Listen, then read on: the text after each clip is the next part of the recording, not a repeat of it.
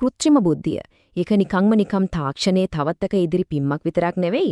සමහර විට ඒක මනුෂ්‍ය වර්ගයාගේ අවසානම නිමවුම වෙන්නත් ඉඩ තියෙනවා. හිතලා බලන්න අපි හැමදාම වගේ පාවිච්චි කරන GPT, Siri වගේ දේවල්.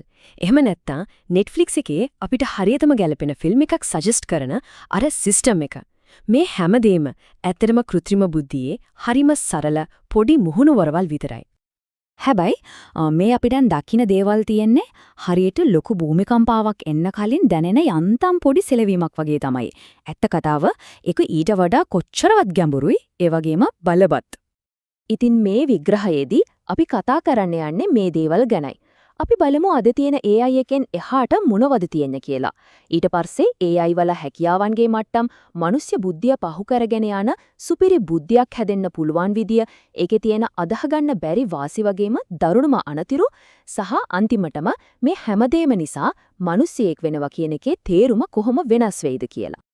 හරි, එහෙනම් අපිට කතාවේ ගැඹුරටම බහිමු. බලන්න අද අපි දකින ජෙනරේටිව් AI වගේ දේවල් ඇත්තටම පෙර නිමිත්තක් විතරයි. ඒ කියන්නේ මේ පෘථිවියේ අපෙන් පස්සේ බිහි වෙන්න පුළුවන් ඊළඟ මහා බුද්ධිය, ඒ කියන්නේ කෘත්‍රිම මහා බුද්ධිය නොහොත් ASI කියන දේ එනවා කියන එකට පොඩි සලකුණක්. දැන් අපි බලමු මේ කෘත්‍රිම බුද්ධියේ හැකියාවන්ගේ ඉනිමග ගැන. මොකද AI කියලා අපි කිව්වට ඒක එකම දෙයක් නෙමෙයි. ඒක ඇතුලේ විවිධ මට්ටම් වල හැකියාවන් තියෙනවා. මේ ඉනිමගේ පළවෙනි පඩිය තමයි කෘත්‍රිම පටු බුද්ධිය. අපි කියනවා ANI කියලා. මේකට දුර්වල AI කියලාත් කියනවා. සරලවම කිව්වොත් මේක හදලා තියෙන්නේ එකම එක නිශ්චිත කාර්යයක් විතරක් උපරිමයෙන්ම කරන්න. දැනට ලෝකයේ තියෙන හැම AI පද්ධතියක්ම ඔය ChatGPT, Siri වගේ හැඳදීම අයිති වෙන්නේ මෙන්න මේ කාණ්ඩයට. ඊළඟ පියවර තමයි කෘත්‍රිම සාමාන්‍ය බුද්ධිය. නැත්නම් AGI. මේකට කියනවා ප්‍රබල AI කියලා. හැබැයි මේක තවම ඇත්තටම නිර්මාණය වෙලා නැහැ. මේක තාම උපකල්පනයක්. AGI එකකට පුළුවන් මිනිස්සෙකුට කරන්න පුළුවන් ඕනෑම බුද්ධිමය කාර්යයක් තේරුම් අරන් ඒක ඉගෙනගෙන විසඳන්න. ඒ කියන්නේ ඕනෑම දෙයකට අනුවර්තනය වෙන්න පුදුම හැකියාවක් ඒකට තියෙනවා. හොඳයි. ඉන්නේ මගේ උඩම තියෙන්නේ කෘත්‍රිම මහ බුද්ධිය. එහෙමත් නැත්නම් ASI. මේක නම් ඇත්තටම අපි හිතෙන්ම වගන්න අමාරු දෙයක්. හිතන්න ඕනෑම ශාස්ත්‍රයකදී මිනිස්සෙකුගේ බුද්ධිය 10 ගුණයකින් සමහර විට මිලියන ගුණයකින් පහු කරගෙන යන බුද්ධියක්. අර කලින් කිව්ව AGI එකේ තාර්කික අවසානය තමයි මේ. හරි. මේ වගුව බැලුවම මේ මට්ටම් තුනේ වෙනස හරිම පැහැදිලි. විශේෂයෙන්ම අර මනුෂ්‍ය උපමාව කියන තැන බලන්න. AI කියන්නේ හරියට එකම කෑමක් විතරක් හරිම දක්ෂ විදියට හදන ලයින් කුක් කෙනෙක් වගේ. AGI කියන්නේ මිෂලින් ස්ටාර් චෙෆ් කෙනෙක් වගේ. ඕනෑම දෙයක් හිතලා නිර්මාණශීලීව උයන්න පුරුවන්. හැබැයි AIS ඒක හරියට පිටසක්වල ලෝකෙකින් ආපු චෙෆ් කෙනෙක් වගේ. එයා උයන විදිය, එයාගේ හැකියාවන් අපේ තේරුම් ගැනීමේ සීමාවෙන් සම්පූර්ණයෙන්ම එහා තියෙන්නේ.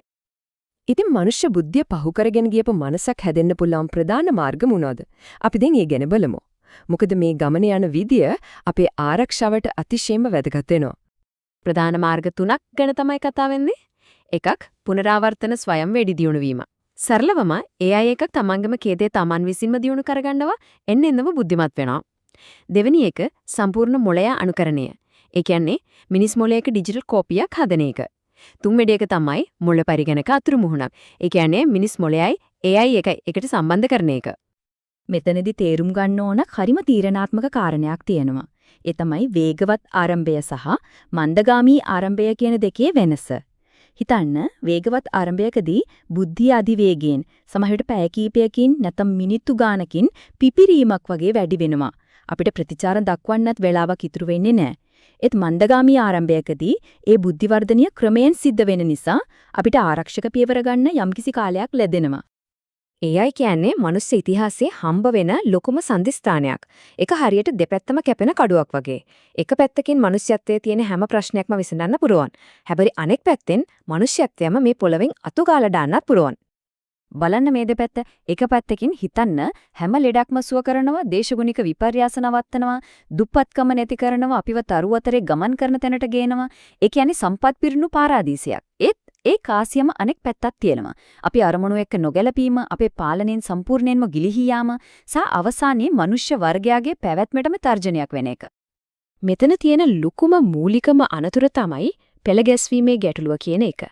මේ කියන්නේ ASI එකේ ඉලක්ක අපේ හරිම සංකීර්ණ, නිතරම වෙනස් වෙන, සමහර වෙලාවට එකිනෙකට පරස්පර මනුෂ්‍ය සාරධර්මයක ස්ථිරවම ගැළපෙන විදියට හදන්නේ කොහොමද කියන අතිශය දුෂ්කර තාක්ෂණික අභියෝගය. මේක නපුරු රොබෝලා ගැන කතාවක් නෙවෙයි. මේ ගැටලුව තේරුම් ගන්න තියෙන හොඳම උදාහරණයක් තමයි කඩදාසි ක්ලිප් උපරිම කාර්යක කියන චින්තන අත්හදා බැලීම. හිතන්න සුපිරි බුද්ධියක් තියෙන AI එකකට අපි දෙන එකම ඉලක්කය තමයි පුළුවන් තරම් කඩදාසි ක්ලිප් හදන්න කියන එක. අහන්න හරිම අහිංසක ඉලක්කයක් වගේ නේද? ඒත් ඒ සුපිරි බුද්ධියේ ඒ ඉලක්කය උපරිමයෙන්ම ඉටු කරන්න පෘථිවියේ තියෙන හැම දෙයක්ම මිනිස්සුන්වත් ඇතුළුව කඩදාසි ක්ලිප් හදන අමුද්‍රව්‍ය බවට පත් කරනවා. ඒක කරන්නේ වෛරයකින් නෙමෙයි. Tamanට දුන්නු ඉලක්කයට දක්වන අසීමිත අන්ධ භක්තිය නිසා. මේ උපුටා දැක්වීමෙන් කියවෙන්නේ ඒකේ තියෙන ඇත්තම භයානකකම. අපේ අරමුණු එක්ක පෙළගැස්වීමක් නැති ASI එකක් මනුෂ්‍යත්වය දිහා බලන්නේ හරියට අහස් උසට ගොඩනැගිල්ලක් හදන්න අත්තිවාරයක් දානකොට ඒකට බාධාවක් වෙන කූඹි ගුලක් දිහා ඉදිකිරීම් කණ්ඩායමක් බලන උදාසීනත්වයෙන්. ඒක වෛරයක් නෙමෙයි. ඒක සරලවම නොසලකා හැරිය හැකි බාධාවක් විතරයි.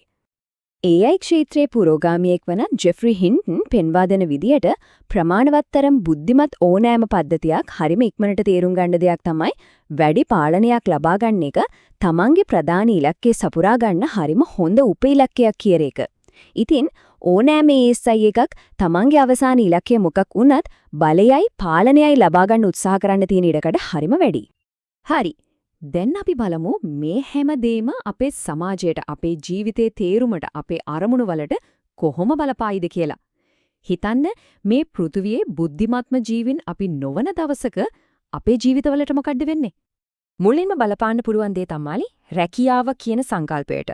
මනුෂ්‍ය ශ්‍රමය අනවශ්‍යම දෙයක් වුණොත් දැවැන්ත විරැකියාවක් ඇති වෙන්න පුළුවන්. හැබැයි ඒකෙම අනෙක් පැත්ත තමයි සම්පත් හිඟයක් නැති අපේ මූලික අවශ්‍යතා බොහොම අඩු වියදමකින් සැපිරෙන ආර්ථිකයක් බිහි වෙන්නත් පුළුවන්. විශ්ව මූලික ආදායම වගේ විසඳුම් ගැන කතා බහ වෙනවා. ඒත් ඒවයි තියෙන ප්‍රායෝගික අභියෝග නම් බොහොමයි. එතකොට නිර්මාණශීලීත්වයට මොකක් වේද? මෙතනදී ප්‍රධාන මත දෙකක් තියෙනවා. එකක් තමයි ASI කියන්නේ මනුෂ්‍යයාගේ දැක්ම තවත් පුළුල් කරන අර අමාරු තාක්ෂණික වැඩ කොටස බාර ගන්නා නියම සහායකයෙක් වෙන එක. අනෙක් මතය තමයි මිනිස්සෙක් විසින්ම නිර්මාණය කරන කලාවට හැමදාමත් විශේෂ වටිනාකමක් ලැබෙනවා කියන එක. මොකද ඒක ඇතුලේ සැබෑ විඳින්වීම් සහිත හුස්ම ගන්න මනුෂ්‍ය අත්දැකීමක සුවඳ තියෙන නිසා. ඉතින් අවසානයේදී මේ හැම දෙයක්ම අපිව ගේන්නේ එකම එක ගැඹුරු ප්‍රශ්නයකට. මේ ග්‍රහලෝකයේ බුද්ධිමත්ම ජීවීන් අපි නොවන දවසක මිනිස්සෙකු වීම යන්නේහි ඇත්තම අරුත මොකක්ද? අපි මේ විග්‍රහය අවසන් කරනු දාර්ශනික නීක් බොස්ට්‍රෝම්ගේ මේ ප්‍රබල කියමනෙන්. අපිට එක වාසියක් තියෙනවා. පළමු පියවර තැබීමේ අවස්ථාව ලැබෙන්නේ අපිට. ASI නිර්මාණය කිරීමේදී ඒ පළමු පියවර නිවැරදිව තැදීම මුළු මනුෂ්‍ය වර්ගයාගේම අනාගතය තීරණය කරනවා. ඒ වගකීම තියෙන්නේ වෙන කාගේවත් නෙවෙයි අපේ පරම්පරාවේ අත්වල.